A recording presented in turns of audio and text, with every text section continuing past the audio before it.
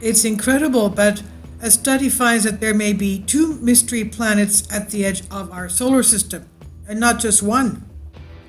Astronomers say there could be at least two more mystery planets in our solar system, and if we're still getting our head around the concept of the mysterious Planet 9, Planet X Nibiru, potentially tracing its elusive orbit somewhere around the fringe of our solar system, we have to try this on for size.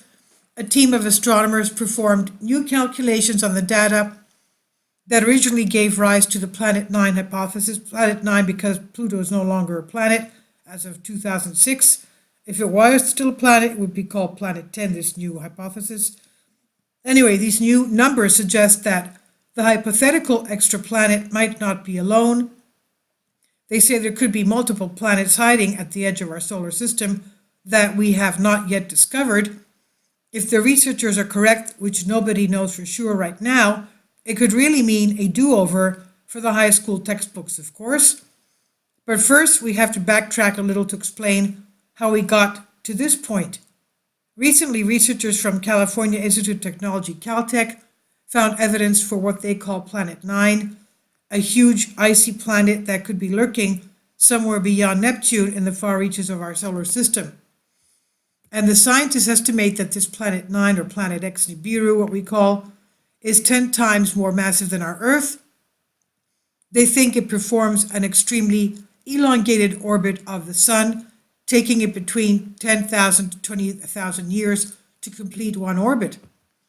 The Caltech researchers based their theory for the existence of this Planet 9 on the unusual movement of 6 large objects floating in the Kuiper Belt, and that suggests that their orbits are being shaped by a hidden planet. But now a new team of astronomers suggests that these Kuiper Belt objects, known as KBOs, specifically classified as extreme trans-Neptunian objects, ETNEOs, meaning objects that orbit the Sun beyond Neptune, might not be as stable as had been previously believed. Kindly support my Patreon account. The daily posts are 5 videos daily, and they are totally different from what I have on my YouTube channel. Thank you so much for your support and that you find all my content so interesting. You'll find the Patreon account details in the description box. With the orbit indicated by Caltech astronomer for Planet 9, our calculations, they said, show that the 6 ETNEOs, which they considered to be the Rosetta Stone and the solution to this mystery, would move in lengthy, unstable orbits. This is what one of the team members said. He's Carlos de la Fuente Marcos. He's an independent Spanish astronomer. In other words, he says, the gravitational effect that Planet 9, or what we call Planet X Nibiru perhaps, itself would have on these icy, rocky dwarf planets could help make them too unstable to be moving the way the Caltech scientists think they are.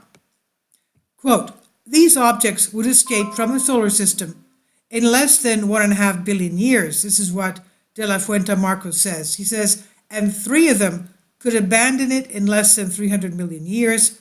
What is more important, their orbits would become really unstable in just 10 million years, a really short amount of time in astronomical terms. Isn't that something? Now, according to De La Fuentes Marcos and his fellow researchers, brother Raoul and Sver Arseth from University of Cambridge in the UK, they say it's possible that the stability of these objects might instead be due to the gravitational pull of a number of undiscovered planets hidden somewhere on the edges of the solar system, meaning Planet 9 could have company. De La Fuente said, that is to say that we believe that in addition to Planet 9, there could also be Planet 10 and even more, 11, 12, 13, whatever. Now, not everybody is convinced by the new findings. Astronomer Mike Brown, one of the Caltech team who originally introduced the Planet 9 hypothesis, is critical of this new paper. He says, I think it's way too early to start speculating about a second planet, but in general, I am confused by their results. This is what he told Abigail Beale at the Daily Mail. Brown said, we have a nearly identical analysis which shows nearly the opposite result. It is not obvious to me why they would get such a different answer. While it's not clear yet exactly what's going on here with the rival calculations, what is apparent is just how excited the astronomy community is about the prospect of finding this still unconfirmed Planet 9. There's a lot of teams doing research that believe there's something or some things pulling out there.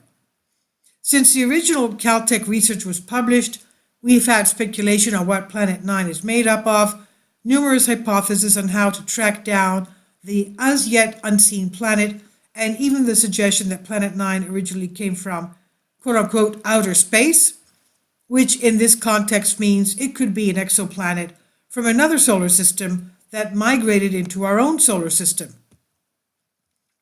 For its part, NASA has remained pretty conservative on Planet 9 announcements so far, with Jim Green, director of NASA's Planetary Science Division, summarizing the position like this. Quote, "The possibility of a new planet is certainly an exciting one for me as a planetary scientist and for all of us. This is not, however, the detection or discovery of a new planet. It's too early to say with certainty there is a so-called Planet X. What we're seeing is an early prediction based on modeling from limited observations. It's the start of a process that could lead to an exciting result," he said. So with this much research currently being focused on Planet 9 or Planet X, we're bound to find out we'll have some more answers soon, even if nobody can agree on them. The new findings published in monthly notices of the Royal Astronomical Society letters. And this is Unbended Reality. Please leave your comments and thank you for your support.